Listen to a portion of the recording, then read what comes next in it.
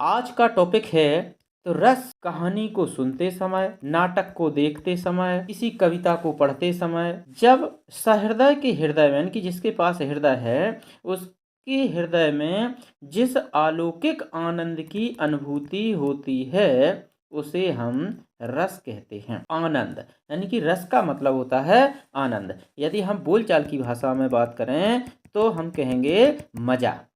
यानी कि जब कहानी सुने या कोई कविता पाठ करें या अन्य नाटक देखें तो जो मज़ा आता है उस मज़ा को यहाँ पर हम रस कहते हैं। यानी कि हिंदी साहित्य में उसका नाम, मज़ा का नाम रस है, यानी कि इसका दूसरा नाम आनंद भी होता है। तो रस की परिभाषा होती है कि सहृदय के हृदय में जब स्थायी भाव का संयोग विभाव, अनुभाव और संचारी भाव से होता है तब रस की निष्पत्ति होती है, यानी कि रस उत्पन्न होता है।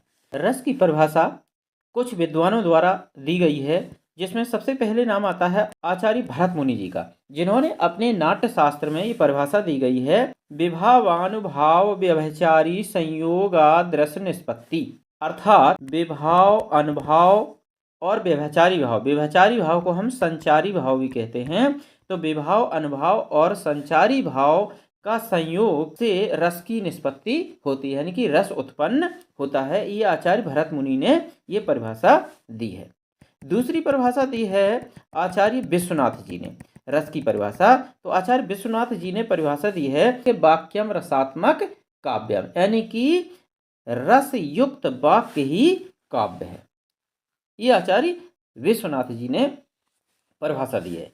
तो अब ये विभाव, अनुभाव और व्यभिचारी भाव एवं स्थायी भाव ये क्या है, आइए इनको जानते हैं। विभाव, अनुभाव, संचारी भाव और स्थायी भाव ये रस के अंग होते हैं। तो चलिए आइए बात करते हैं रस के अंगों पर।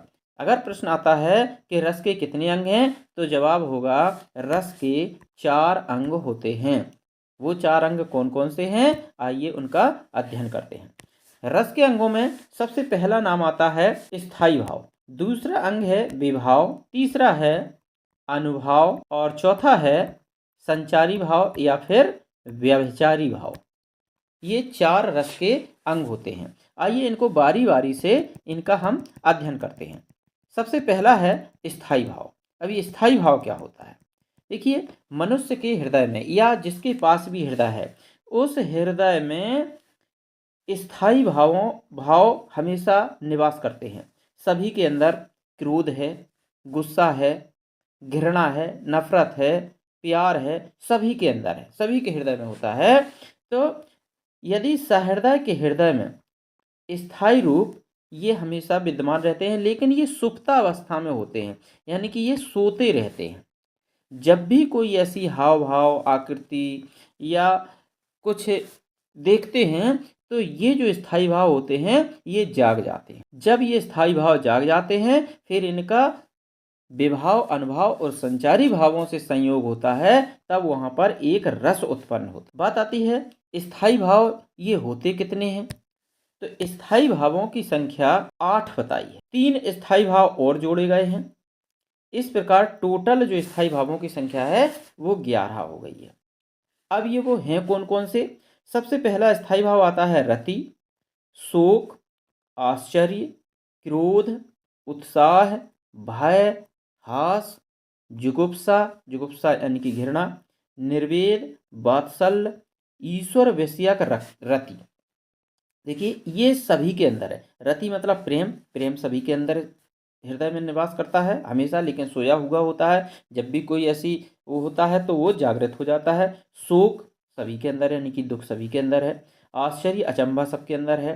क्रोध भी सबके अंदर है। उत्साह, भय, हास और घृणा, निर्वेद, वात्सल्य, ये सभी जो स्थायी भाव हैं ये मनुष्य के हृदय में निवास करते हैं। तो स्थायी भावों की संख्या, ये शुरू के जो स्थायी भाव हैं 8, ये स्थायी भाव आचार्य भरत मुनि ने दिए हैं 8 स्थायी भाव।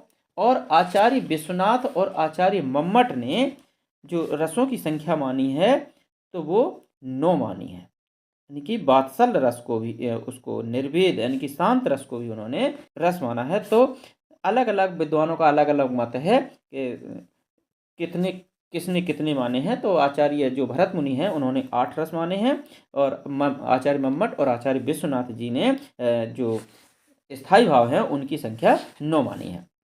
चलिए आगे दूसरा जो रस का अंग है, दूसरा अंग समझते हैं। दूसरा अंग है विभाव। स्थायी भावों को जागृत करने वाले कारणों को हम विभाव, यानी कि जो शरीर के अंदर जो हमारे स्थायी भाव हैं वो सुप्तावस्था में हैं, जब कोई ऐसी स्थिति बनती है कि वो जागृत हो जाता है, तो स्थायी भावों को जब जागृत करने वाले जो कारण होते हैं उन्हें हम विभाव कहते हैं। जैसे यहाँ पर एक उदाहरण लिखा हुआ है मैंने, घने जंगल में सांप को देखकर रामू डर गया।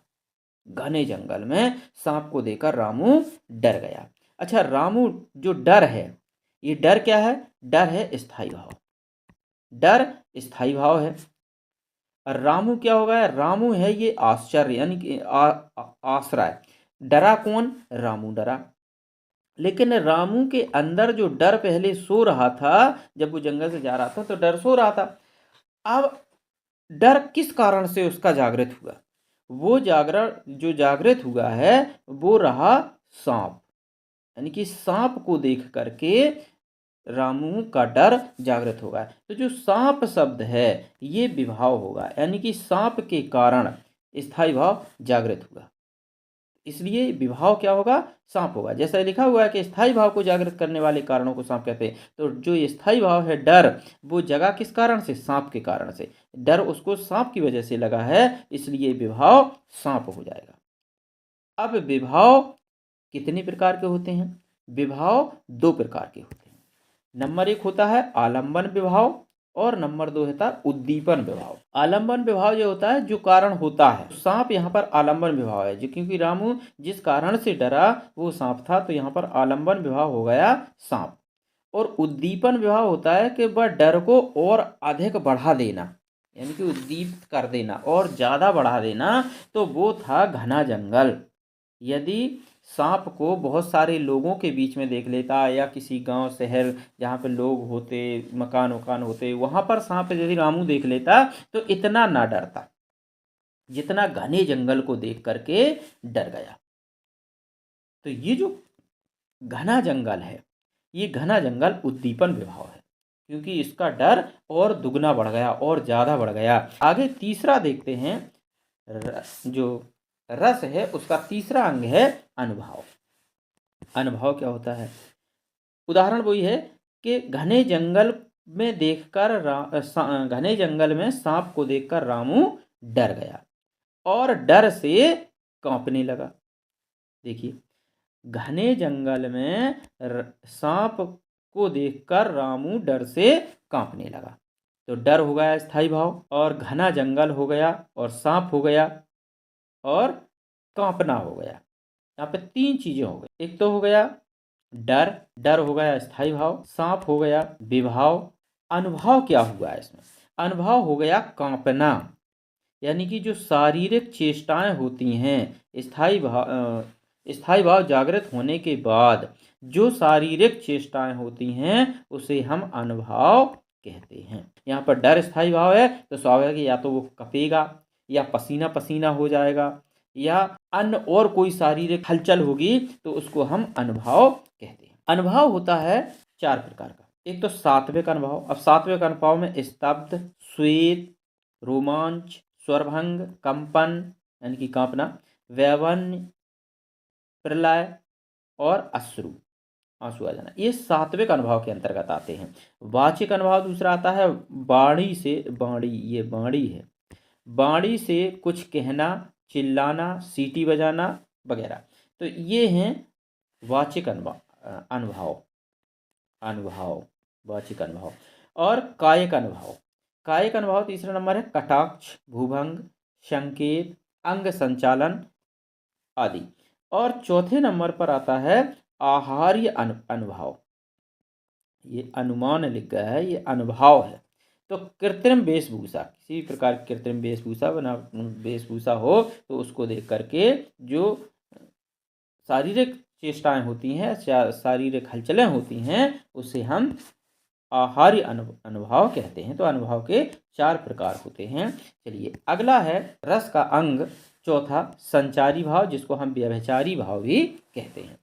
अस्थिर मनोविकारों को, जैसे उदाहरण वही हम लेंगे रामू वाला, कि रामू यानी कि घने जंगल में सांप को देखकर रामू डर से कांपने लगा और मुंह से निकला है मरे। एकदम से मुंह से उसके ये शंका हुई कि अब जान गई। तो ये जो कुछ क्षण के लिए, बहुत कम मात्र अंश मात्र के लिए जो एकदम से उठते हैं मन में भाव, वो होते हैं संचारी भाव। ये पानी के बुलबुले के समान होते हैं। जैसे कि पानी का बुलबुला आपने देखा, थोड़ी देर के लिए उठा और शांत हो गया। तो ये जो जितने भी यहाँ पर 33 दिए गए हैं, संचारी भावों की संख्या 33 है। तो ये 33 भाव संचारी भाव जो थोड़ी देर के लिए मन में उठते हैं, कुछ क्षण के लिए, और तुरंत समाप्त हो जाते हैं। अब ये 33 हैं कौन कौन से, यहाँ पर देखते हैं। एक तो है निर्वेद, गिलानी, शंका, श्रम, धृति, जड़ता, हर्ष, दैन्य, उग्रता, चिंता, त्रास, असूया, अमर्ष, गर्व, स्मृति, मरण, मद, सुप्त, निद्रा, विबोधा, क्रीड़ा, अपस्मार, मोह, मति, आलस्य, आवेग, वितर्क, अवहित्था, व्याधि, उन्माद, विषाद और औत्सुक्य और चापल्य। ये 33 जो व्यभिचारी भाव या संचारी भाव हैं, वो यहाँ पर दिए गए हैं। परीक्षाओं में, अक्सर परीक्षाओं में पूछे जाते, किसी को भी पूछ लेता है, बताइए असूया किसे कहते हैं, असूया कौन है। संचारी भाव, विभाव, अनुभाव या संचार, ये इस टाइप के ऑप्शन दे देते हैं। इनमें से कोई सा भी पूछ सकते हैं। वे 33 संख्या मानी गई है संचारी भावों की। लेकिन रामचंद्र शुक्ल जी ने एक 34वां और एक संचारी भाव माना है, जिसको हम कहते हैं सटपटाहट। यानी कि आचार्य रामचंद्र शुक्ल ने सटपटाहट को और इसमें ऐड किया है। तो और महाकवि देव, एक महाकवि देव थे, उन्होंने छल को भी संचारी भाव माना है, व्यभिचारी भाव माना है। तो इस प्रकार से यदि हम कुल संख्या माने तो 33 + 2 यानी कि 35 संख्या हो जाती है संचारी भावों की। लेकिन अभी तक जो परीक्षाओं में प्रश्न आते हैं और पूछे जाते हैं, तो उनकी संख्या 33 ही लिखी जाती है। चलिए अब आगे बढ़ते हैं, रस के प्रकारों की बात करते हैं। तो यहाँ पर देखिए रस दिए गए हैं 11। सबसे पहला दिया है श्रृंगार रस, दूसरा हास्य रस।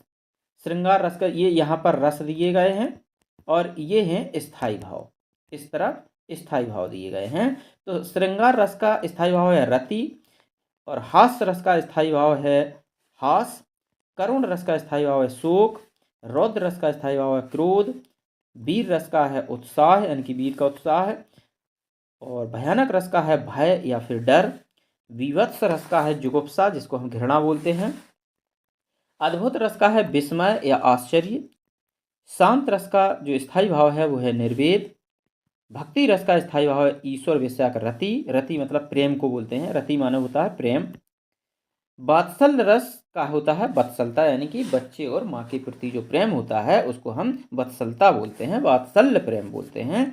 तो यहाँ पर जो रस दिए गए हैं वो 11 दिए गए हैं। अब रसों की संख्या, वास्तविक संख्या कितनी है, तो यहाँ पर जो आचार्य भरत मुनि हैं उन्होंने रसों की संख्या 8 मानी है, यहाँ तक मानी है। ये 8 जो रस हैं ये आचार्य भरत मुनि ने माना है। अब उसमें आचार्य विश्वनाथ जी और आचार्य मम्मट इसमें शांत रस को और ऐड करते हैं, यानी कि ये दोनों लोग रसों की संख्या 9 मानते हैं, आचार्य भरत मुनि मानते हैं 8। लेकिन वास्तविक जो संख्या है, हमारी जो परीक्षाओं में प्रश्न पूछे जाते हैं, तो वो संख्या 9 है। यानी कि जब भी आपको डाउट हो तो बिना डाउट के, कोई शंका नहीं है, आप 9 पर ही लगाएंगे। यदि रसों की संख्या पूछी जाती है तो आप 9 को लगाएंगे, लेकिन रस होते 11 है। तो आइए अब हम इनको बारी बारी से 11 रसों का समझने का प्रयास करते हैं। तो चलिए आगे बढ़ते हैं। पहला रस यहाँ पर दिया गया है श्रृंगार रस, जो कि रस राज के नाम से भी जाना जाता है। अगर प्रश्न आता है कि रसों का राजा कौन है या रस राज किसे कहा जाता है, तो वो है श्रृंगार रस। समस्त रसों का राजा जिसको बोलते हैं वो होता है श्रृंगार रस। अब श्रृंगार रस क्या होता है? जहाँ काव्य में रति नामक स्थायी भाव का संयोग विभाव, अनुभाव और संचारी भाव से होता है, वहां पर श्रृंगार रस। ये श्रृंगार गलत लिखी है, इसको हम श्रृंगार तो पढ़ ही नहीं सकते कभी। श्रृंगार ऐसी कभी नहीं लिखी जाती, क्योंकि ये कंप्यूटर से टाइप हुआ है, तो ये कंप्यूटर में ये वाला श्रृंगार है ही नहीं है, यानी कि ये वाला श्रृंगार सही होता है। इसको हम श्रृंगार को पढ़ ही नहीं सकते। क्यों? ये भी एक बहुत इम्पोर्टेंट प्रश्न है कि ये श्रृंगार क्यों गलत है। तो देखिए, श्रृंगार का मतलब होता है, ये है सा, ये आधा सा है, फिर इसी में है रा। अब एक रा ये हो गया, फिर एक ये रेर, ये रेर भी चढ़ा दिया, री भी चढ़ा दी। अब इसको हम कैसे पढ़ेंगे? यानी कि दो दो री भी हो गया, रा भी हो गया और आधा सा भी हो गया। तो ये श्रृंगार तो ऐसा कभी हो ही नहीं सकता, इसको हम पढ़ ही नहीं सकते कभी। हिंदी साहित्य में ये श्रृंगार ऐसा नहीं लिखा जाता, ऐसा तो कहीं भी कभी भी नहीं लिखा जाता श्रृंगार। तो अब ऐसा श्रृंगार लिखें तो ये भी गलत है, ये श्रृंगार भी गलत है। तो शुद्ध श्रृंगार जो होता है वो ऐसा लिखा जाता है, ये श्रृंगार सही है, ये बिल्कुल 100% राइट है। यदि शुद्ध अशुद्ध शब्द आ जाते हैं परीक्षा में और श्रृंगार अक्सर पूछा जाता है, ऐसे मुश्किल से 8-10 ही शब्द हैं, तो श्रृंगार का स्थायी भाव होता है रति। रति क्या होता है? रति माने होता है प्रेम। अब देखिए, प्रेम 3 प्रकार का होता है। जो रति है वो 3 प्रकार का होता है। पहला तो होता है नायक और नायिका के बीच प्रेम, या हम स्त्री पुरुष के बीच, पति पत्नी के बीच प्रेम कह सकते हैं। एक तो नायक और नायिका के बीच प्रेम हो गया, ये रति हो गया। दूसरा रति होता है भक्त और भगवान के बीच, वो भी रति होता है। और तीसरा होता है माँ और बच्चे के बीच प्रेम, जिसको हम वत्सलता बोलते हैं, वो भी रति के अंतर्गत आता है। तो जब रति नामक स्थायी भाव का संयोग विभाव, अनुभाव और संचारी भाव से होता है, तब वहां पर श्रृंगार रस की निष्पत्ति होती है, यानी कि वहां पर श्रृंगार रस होता है। अब परिभाषा क्या होगी? सहृदय के हृदय में जब रति नामक स्थायी भाव का संयोग विभाव, अनुभाव और संचारी भाव से होता है, वहां पर श्रृंगार रस होता है। अब श्रृंगार रस में स्त्री और पुरुष के पवित्र प्रेम की का वर्णन होता है। श्रृंगार रस 2 प्रकार का होता है, एक तो होता है संयोग श्रृंगार रस और दूसरा होता है वियोग श्रृंगार रस। आइए संयोग श्रृंगार रस को समझते हैं। संयोग श्रृंगार रस होता है जब नायक और नायिका के मधुर मिलन का वर्णन होता है, वहां पर संयोग श्रृंगार रस होता है। उदाहरण में आपको यहाँ पर दिया गया है कि बतरस लालच लाल की, मुरली धरी लुकाय, सोह करे भोहन हंसे, देन कहे नट जाय। ये वर्णन उस समय का है जब श्री कृष्ण जी की मुरली गोपियां चुरा लेती हैं, यानी कि दुका लेती हैं। लुकाए माने छुपा देती हैं।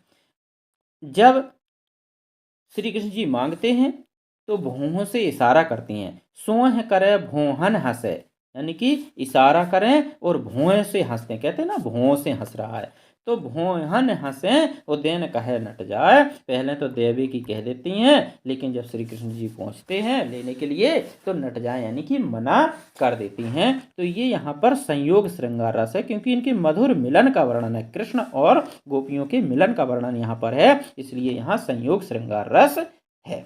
अगला है वियोग श्रृंगार रस, यानी कि श्रृंगार के 2 होते हैं भाग, एक तो संयोग श्रृंगार रस, दूसरा वियोग श्रृंगार रस। अब वियोग को ही हम विप्रलंभ भी बोलते हैं, यानी कि वियोग का दूसरा नाम विप्रलंभ भी होता है। कभी कभी परीक्षा में प्रश्न आ जाता है कि विप्रलंभ का क्या अर्थ है, तो विप्रलंभ का वियोग अर्थ होता है। तो इसका होता है जहां पर नायक और नायिका के बिछड़ने का या विरह का वर्णन होता है। विरह माने होता है दुख, यानी कि एक दूसरे से दूर रहने का जो दुख होता है, स्त्री और पुरुष का, पति पत्नी, प्रेमी प्रेमिका, नायक नायिका, ये जब एक दूसरे से दूर रहते हैं तो वो विरह का दर्द होता है, यानी कि वो भी प्रेम होता है लेकिन विरह रूपी प्रेम होता है। तो एक सखी अपने दूसरी सखी से कहती है, क्योंकि उसका पति जो है वो बाहर रहता है और बहुत दिन से आया नहीं है, सावन की कह के गया था लेकिन अभी तक आया नहीं, कि सावन आया हे सखी साजन आए नाय, यानी कि सावन की कह के गए थे लेकिन साजन अभी तक नहीं आए, और गिरास गले नहीं उतरे हिच हिच हिच की आए। ये सखी दूसरी सखी से कहती है कि मेरे साजन अभी तक नहीं आए, सावन तो आ गया, सावन की कह के गए थे, लेकिन अब उनकी याद में मेरे अंदर, गले के अंदर कुछ भी नहीं जा रहा है, भोजन पानी कुछ नहीं जाता है, और जब देखो तब हिचकी आती रहती है, जब भी कुछ खाओ तो हिच हिच हिचकी आती रहती है। तो यहाँ पर वियोग श्रृंगार रस है। दूसरा रस देखते हैं, हास्य रस। हास्य रस का मतलब होता है कि जब सहृदय के हृदय में हंसी यानी कि हास्य नामक स्थायी भाव का विभाव, अनुभव और संचारी भाव से संयोग होता है, तो वहाँ पर हास्य रस होता है। या किसी आकृति, वेशभूषा या हंसी की कोई बात सुन करके या हंसी का हाव भाव को देख करके जब हृदय में हंसी आ जाती है तो वहाँ पर हास्य रस होता है। उदाहरण देखते हैं कि नाना बाहन नाना बेसा बिहसे स्यो समाज निज देखा, को मुखहीन विपुल मुख काहू, बिनुपद कर को बहुपद बाहू। देखिए क्या अर्थ है इसका। जब शंकर जी की जब बारात जा रही थी तो नाना वाहन नाना वेशा, यानी कि तरह तरह के नाना प्रकार के वाहन थे, नाना प्रकार के वेशभूषाएं थीं जो उनके वे भूत भगंदर सब थे उनके बारात में, शिव जी की में। कोई राख लपेटा था, कोई कुछ था। बेहसे शिव समाज ने देखा, जब शिव के समाज ने जब शिव की पूरी उसको बारात देखी तो हंसने लगे, सभी भी हंसने लगे, यानी कि समाज पूरा हंसने लगा।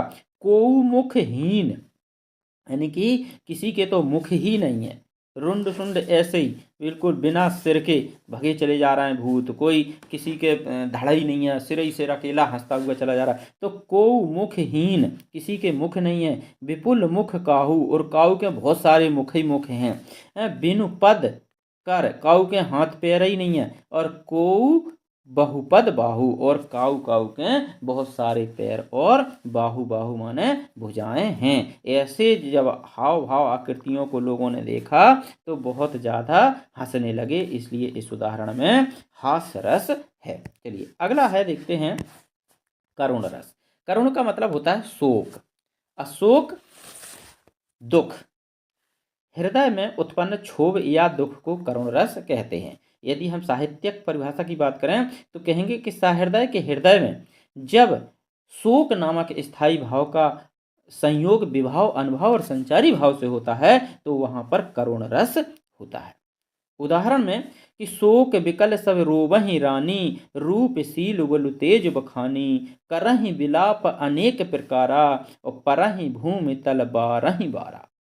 यहाँ पर शोक का वर्णन किया गया है, रानी दुख में है, और रूपशील उबल तेज बखानी, करहि विलाप, रानी विलाप कर रही है, कई प्रकार से, अनेकों प्रकार से विलाप कर रही है, भूमि पर बार बार गिर रही है। तो यहाँ पर करुण क्रंदन हो रहा है, दुख भरा यहाँ पर माहौल है, तो यहाँ पर करुण रस हो जाता है। चलिए अगला है रौद्र रस। रौद्र रूप, जैसे कहते हैं कि गुस्सा है ना, रौद्र माना होता है क्रोध।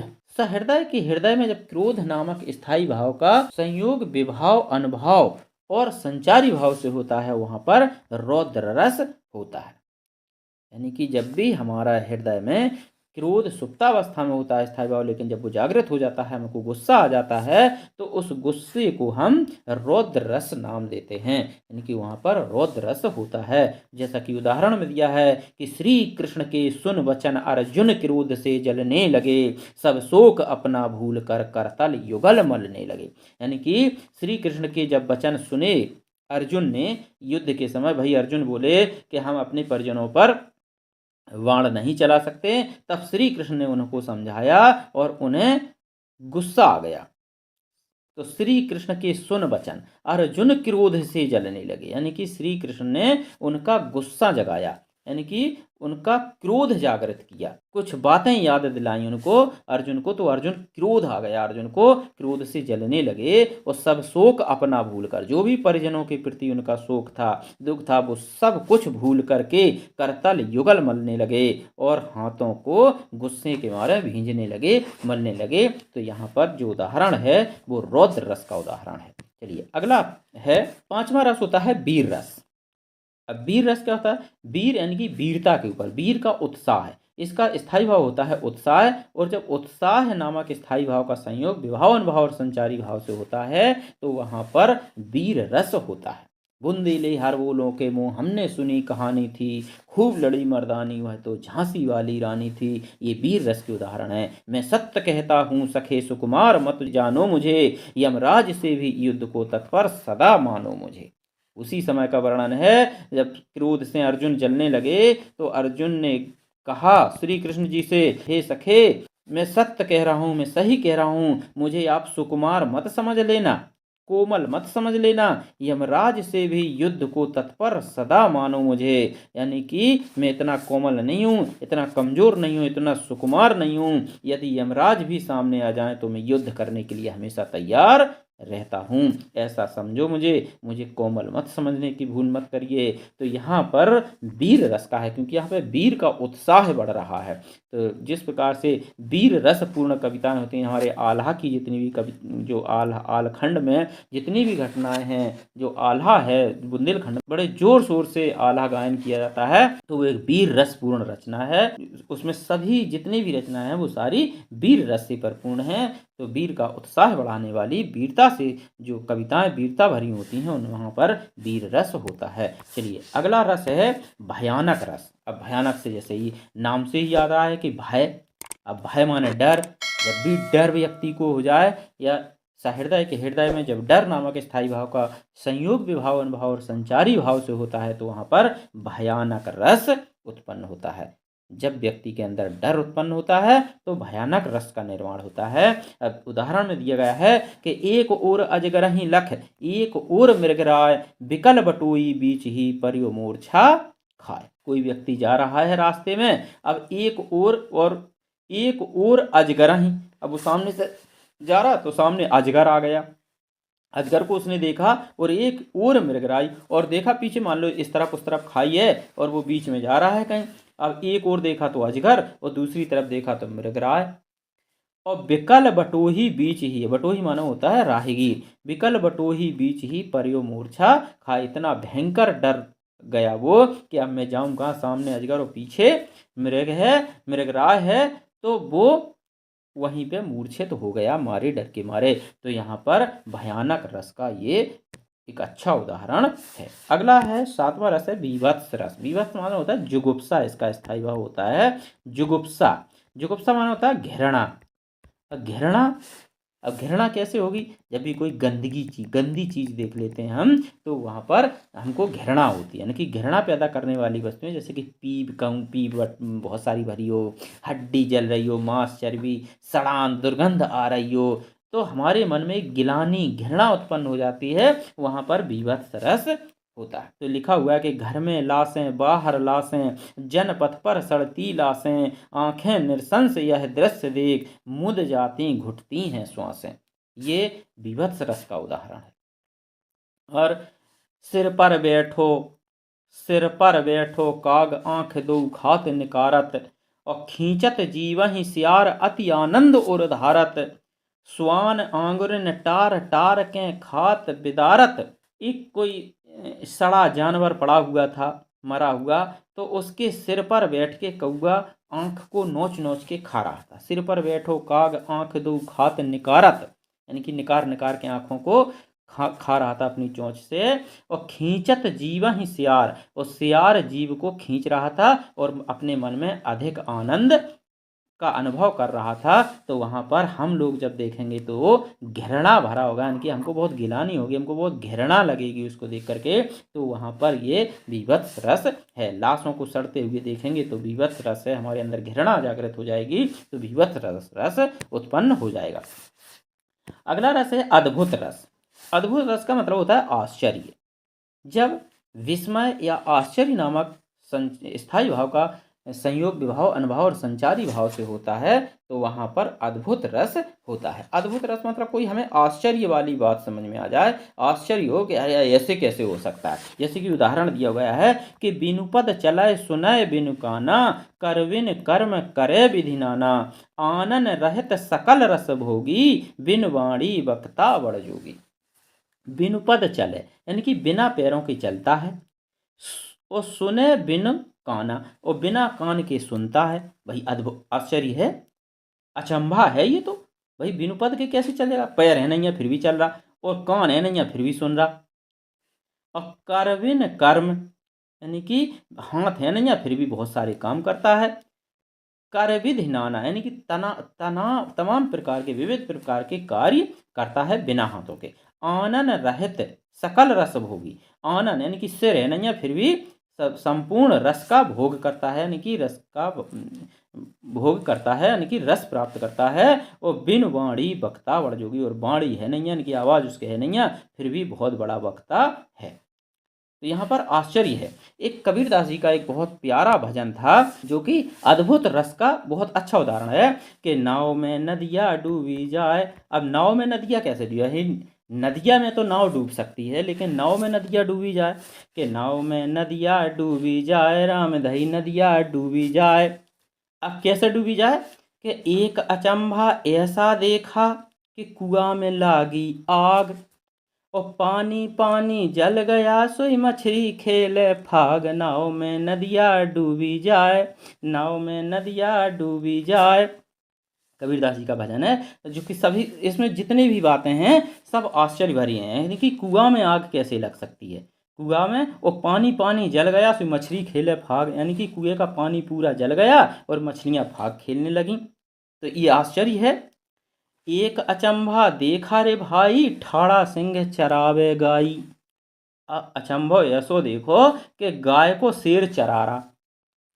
ये आश्चर्य है कि एक अचंभा देखा रे भाई, ठाड़ा सिंह चरावे गाई, और पहले पूत पीछे भई माई, चेला के गुरु लागे पाई। अब पीछे माई भाई और पूत पहले होएगो, यानी कि लड़का पहले हो गया, माता बाद में हुई। ये आश्चर्य है। और चेला के गुरु लागे पाई, यानी कि चेला के गुरु पाए पड़ रहो, पैर छूरा। फिर आगे नाव में नदिया डूबी जाए। फिर कि एक अचंभा ऐसा देखा, कैसा देखा? कि चींटी चढ़ी पहाड़ पे, नो मन तेल लगाए, यानी कि चींटी पहाड़ पे चढ़ी और 9 मन तेल लगा लिया उसने। 9 मन यानी कि एक मन 8 पसेरी का होता है, यानी कि 8 पसेरी 8 धरी का एक मन होता है, और 9 मन तेल लगा लिया एक चींटी ने। तो ये आश्चर्य है कि चींटी चढ़ी पहाड़ पर और 9 मन तेल लगाए, और हाथी को कनिया लहें, सो ऊंट को लटकाए, नाव में नदिया डूबी जाए, राम धई नदिया डूबी जाए। ये कबीरदास जी का भजन है। तो चींटी 9 मन तेल लगा करके पहाड़ पे चढ़ गई और हाथी को कन्या ले ली, यानी कि कमर में उसने हाथी को ले लो और ऊंट को लटकाए लो। तो ये बड़ा आश्चर्य भरा हुआ एक भजन है कबीरदास जी का। फिर एक और अंतिम पंक्ति है उस भजन की कि एक अचंभा ऐसा देखा, मुर्दा रोटी खाए। मुर्दा रोटी खाए, अब मुर्दा कहीं रोटी खा सकता है? आश्चर्य है। एक अचंभा ऐसा देखा, मुर्दा रोटी खाए, और तेरे से वो बोलत नैया, मारे से चिल्लाए, नाव में नदिया डूबी जाए, नाव में नदिया डूबी जाए। मतलब बुलाने से तो मुर्दा बोलता नहीं है, और जब मारन लगो तो चिल्लात। तो ये कबीरदास जी का अद्भुत रस का एक बहुत अच्छा उदाहरण है। यहाँ पे भी देखिए उदाहरण दिया गया है, बिनु पद चले, सब आश्चर्य से भरा हुआ है। तो चलिए अगला हम देखते हैं कौन सा रस है। अगला है शांत रस। अब शांत, जहाँ पर शांति प्राप्त हो, और शांति कहाँ से प्राप्त होगी? शांति प्राप्त होगी हमें भगवत भजन से, यानी कि जब हम पूजा पाठ अर्चना भगवान की आराधना करेंगे तो वहाँ पर वैराग्य की भावना जब हमारे अंदर निर्मित होगी तो वहाँ पर हमें शांत रस का निर्माण हो जाएगा। यदि परिभाषा की बात करें तो निर्वेद नामक स्थायी भाव का संयोग जब विभाव अनुभाव और संचारी भाव से होता है वहां पर शांत रस होता है। जब हमारे अंदर वैराग्य की भावना आ जाती है तब वहां पर शांत रस होता है। उदाहरण है चरण कमल बंदो हरिराई, जाकी कृपा पंगु गिर लंघे, जाकी कृपा पंगु गिर लंघे, अंधे को सब कुछ दर्शाई, चरण कमल बंदो हरिराई। बाहिरो सुने गूंगे पुन बोले, रंक चले सिर छत्र धराई, चरण कमल बंदो हरिराई। तो यहाँ पर ये सूरदास जी का एक पद है और ये पद शांत रस का एक उदाहरण है। चरण कमल बंदो हरि राई, इस प्रकार के जो पद देते हैं परीक्षाओं में और पूछते हैं इसमें कौन सा रस है, तो आपको आना चाहिए। तो चरण कमल बंदो हरि राई, इसका अर्थ है कि चरण रूप कमल रूपी चरणों की मैं वंदना करता हूँ, यानी कि भगवान के हरि के चरण कमल रूपी चरणों की वंदना करता हूँ। सूरदास जी कहते हैं कि जाकी कृपा पंगु गिर लंघे, यानी कि जिनकी कृपा से लंगड़ा व्यक्ति भी गिरी माने होता है पर्वत, पर्वत को भी लांघ सकता है और अंधे को सब कुछ दर्शाई। यदि उस परम परमात्मा ईश्वर की कृपा हो जाए तो अंधा व्यक्ति भी सब कुछ देखने लगता है। बहरो सुने गूंग पुन बोले, यानी कि बहरा व्यक्ति भी उनकी कृपा से बोलने लगता है, पुनः दोबारा सुनने लगता है और गूंगा व्यक्ति दोबारा बोलने लगता है। और रंक चले सिर छत्र धराई, और रंक माने होता है गरीब, यदि उनकी कृपा हो जाए तो गरीब व्यक्ति भी छत्रपति राजा बन सकता है। सूरदास स्वामी करुणामय बार बार तेहूं बंदो तेहूं पाई, यानी कि सूरदास स्वामी करुणामय, सूरदास जी कहते हैं कि वो हमारे करुणामय है, इनकी हम बार बार वंदना करते हैं। ये शांत रस का उदाहरण है, जहाँ पर इन प्रकार के पदों को गाने से, पूजा अर्चना करने से मन में शांति पैदा होती है, वहाँ पर शांत रस होता है।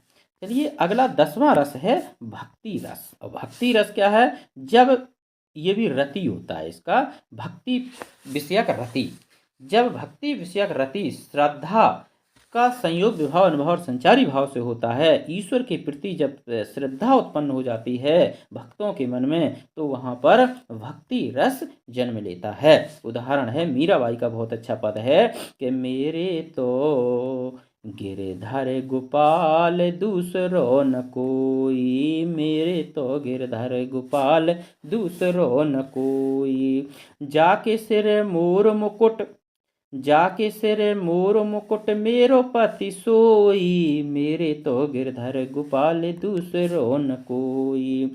मीराबाई आगे कहती हैं कि साधुन संग बैठ बैठ लोक लाज खोई, और अब तो बात फैल गई जाने सब कोई, मेरे तो गिरधर गोपाल दूसरो न कोई।